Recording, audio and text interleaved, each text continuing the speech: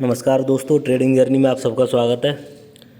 चलिए पहले तो देखते हैं कि हमने 3 मार्च को यानी शुक्रवार को क्या किया अपने चैनल में। देखिए सबसे पहले तो मैंने 8:48 पर मैसेज डाला था, according to my view today market gap up is going to open.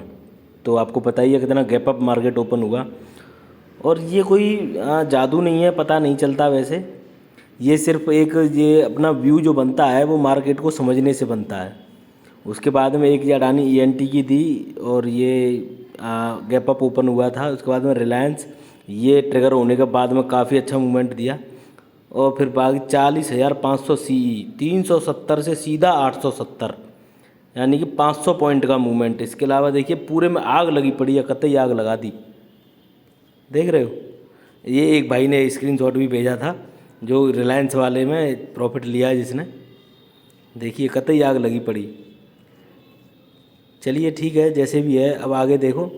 फिर उसके बाद में मैंने पूरे दिन का जो ट्रेड रिपोर्ट बनाया शाम का, ये शाम तक के ट्रेड रिपोर्ट में देखिए एक लॉट से 37,975 रुपये का प्रॉफिट हो सकता था।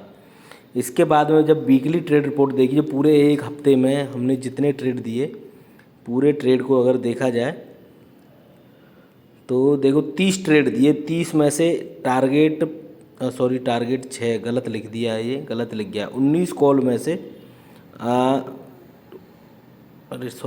गलत हो गया ये।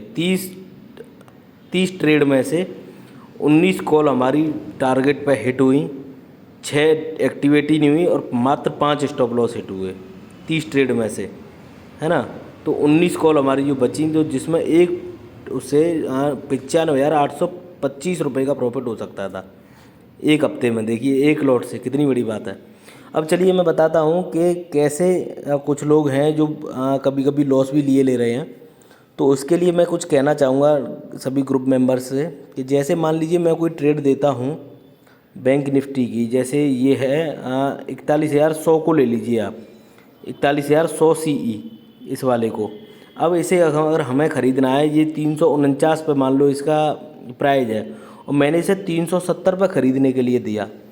तो आपको 370 से, कुछ लोग क्या सोचते हैं कि अभी तो 349 पे है, 370 तक पहुंचेगा, जो 370 पे दिया है तो तब तक तो हम बहुत सारा प्रॉफिट ले लेंगे। ऐसा नहीं होता दोस्त।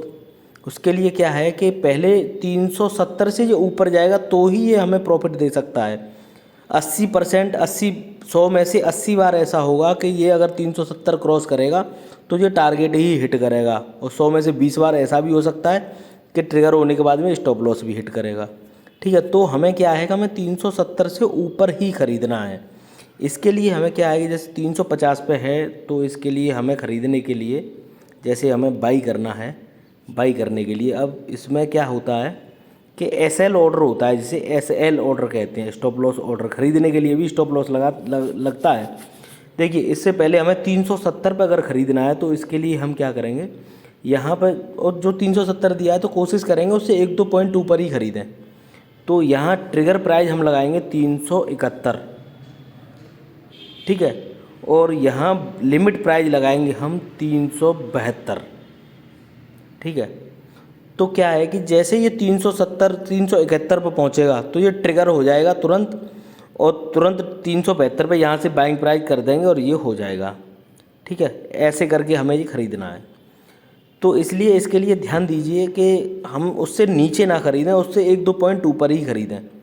ऐसी कंडीशन में क्या है कि आप बेवजह वाले लॉस से बचे रहेंगे। और जैसे ही आप ख़रीदते हैं, जो स्टॉप लॉस बताया गया है उसको स्टॉप लॉस भी लगाइए। ख़रीदने के लिए 1 पॉइंट ऊपर लगता है। अब जैसे स्टॉप लॉस के लिए बताएं, जैसे अगर यहीं पे 370 पे 349 पे मान लीजिए है, अब इसके लिए स्टॉप लॉस हमें लगाना है। स्टॉप लॉस भी यहीं से लगेगा, बाइंग ऑर्डर भी यहीं से लग सकता है। इसके लिए क्या है कि हम यहाँ पे 330 का मान लीजिए स्टॉप लॉस लगाएं, तो यहाँ 329 1 पॉइंट नीचे ही रखें जो स्टॉप लॉस है 329। उसके बाद में हमें यहाँ 328 पॉइंट 5 कर लो, कोई दिक्कत नहीं है। 328 नहीं, सॉरी, हाँ 328। ऐसे करके ये हो जाए 1 पॉइंट ऊपर ट्रिगर वाला, 1 पॉइंट ऊपर स्टॉप लॉस वाला नीचे, ऐसे करके करना है ये, ठीक है, क्योंकि अभी ये बाइंग नहीं हुआ है, इसीलिए स्टॉप लॉस ऑर्डर वैसे ही दिखा रहा है ये। जब ये पोजीशन में होता तो ये आपको अच्छा समझ में आता। ठीक है, तो इसलिए कह रहा हूँ जब भी आप खरीदो तो लॉस से बचने के लिए ऐसा करना ज़रूरी है। ठीक है, मैं जानता हूँ कि शायद आप लोगों को समझ में आया होगा। ठीक है, धन्यवाद।